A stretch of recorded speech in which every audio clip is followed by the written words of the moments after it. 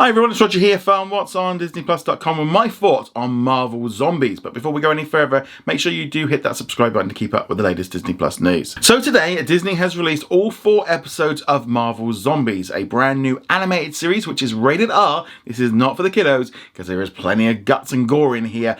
And so this new series is a kind of a follow-on from the episode of What If featuring zombies. So if you imagine basically The Walking Dead, but now instead of just The Walking Dead characters, you've got some of the Avengers and superheroes and villains and stuff in there, which makes it rather unique.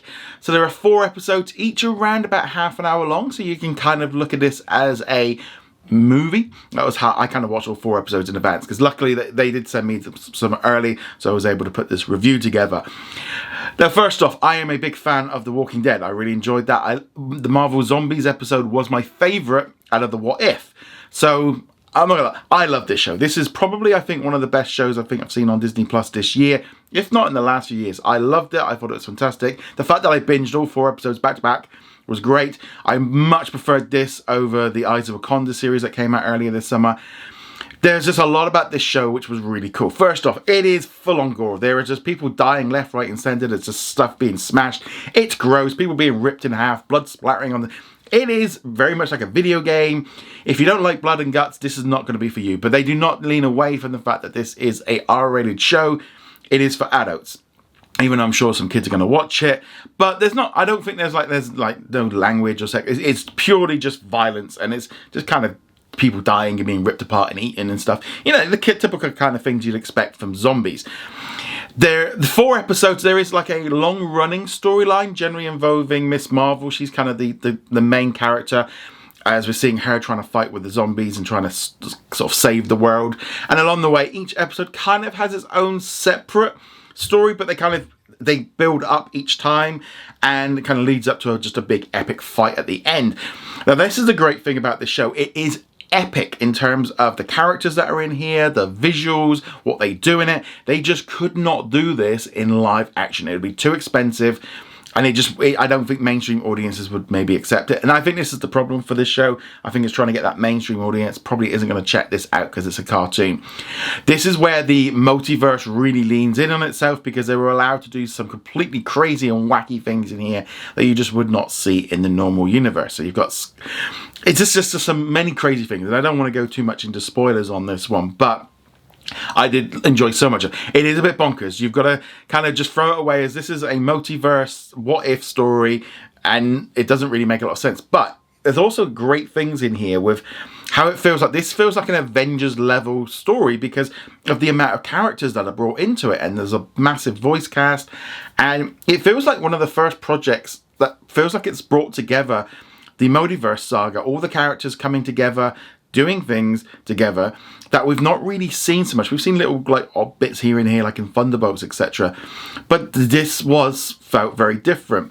There's a couple of other weird things in here. The Blade is introduced, but he's Moon Knight. He's got all the powers of Moon Knight. That just feels very weird because he was the only character that didn't seem like an alternative. He was like everybody else feels like just their version from the MCU. This one's completely made up. I can't help but feel like, obviously, Blade was supposed to have been out by now, and they had to make some creative choices because the movie wasn't ready, didn't know what he was going to look like, what he was going to do. So they went in this completely different direction, highlighting, I think, some of the biggest problems with the MCU while this show was being created, because it was announced many, many years ago. It's taken a long time to reach our screens. And you can see how maybe in their heads all of this was coming together much quicker and was going to get over with. But there's just so much about this show that I liked. The characters along the way, the interactions between them, some unique team-ups that you just wouldn't expect, and it was just a lot of fun. As I said, there is a lot of death in here, but just because they died doesn't mean that's the end of the character, because you can just come back as a zombie. So that's a kind of a cool thing here. There is just going to be surprises that just come out of nowhere. If things happen, and you're like, whoa, okay, we weren't expecting that. And I did love that about it. That it kind of had that The Walking Dead vibe, where you never quite knew if a character was going to make it through the season or not. And yeah, you kind of got that with this show. It is very good. It's very different. If you enjoyed the zombies episode of What If, definitely going to check this out. It's not going to be for everyone. There's some really crazy stuff in here. Fantastic finale. I think it just worked. I just really enjoyed it. It's one of those projects this year where I was like, this is cool. okay, it had, you know, it had the issues like the art style here and there. It got a little bit funny. It looks like it's a cartoon in terms of like bringing a comic book to life. A couple of times it looked a bit weird, but I loved it. This is my favorite show. Yeah, I'm just thinking about it. It was a lot better than Ironheart, a lot better than Eyes of Wakanda. I think I even enjoyed it more than Daredevil. It is, yeah, definitely up there for me as the best show of the year, and probably for the while. There was just so much about this. But again, I just like zombies. I just like the whole premise of this. I love the fact that it was a unique story. They were able to do stuff a little bit different. They were incorporating all these different things from the larger MCU and little Easter eggs, but twisted in a way that it just worked. There was some crazy stuff in here. I loved it. I thought it was fantastic. But let me know. Are you going to be checking out Marvel Zombies on Disney Plus? Let me know in the comments below.